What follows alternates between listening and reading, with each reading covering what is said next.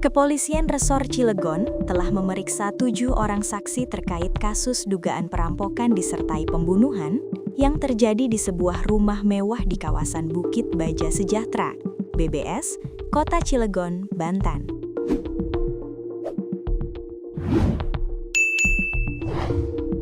Dalam peristiwa tersebut, seorang bocah laki-laki berusia 9 tahun berinisial MAHM ditemukan tergeletak bersimbah darah di dalam rumahnya.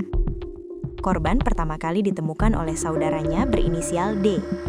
Saat kejadian, D berada di dalam rumah dan kemudian menghubungi ayah mereka, H. Maman Suherman, untuk melaporkan kondisi korban. Kasih Humas Polres Cilegon, Ibtu Sigit Darmawan, mengatakan pihak kepolisian saat ini masih melakukan penyelidikan secara intensif guna mengungkap motif serta pelaku dalam kasus tersebut. Saat ini kami masih dalam tahap penyelidikan.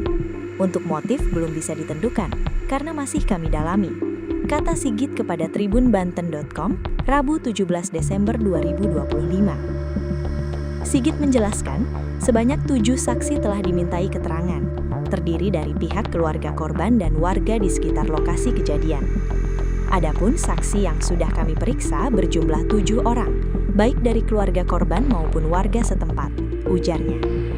Namun, dari hasil pemeriksaan saksi-saksi tersebut, pihak kepolisian belum dapat menyimpulkan secara pasti terkait dugaan perampokan dan pembunuhan yang terjadi.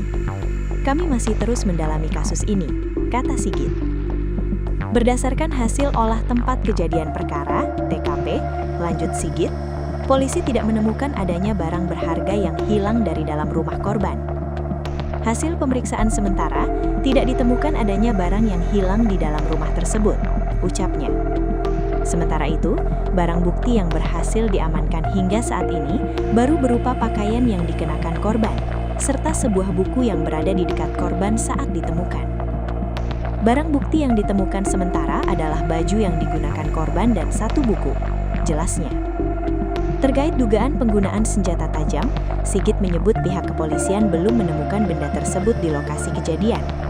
Untuk senjata tajam sampai saat ini belum ditemukan, pungkasnya.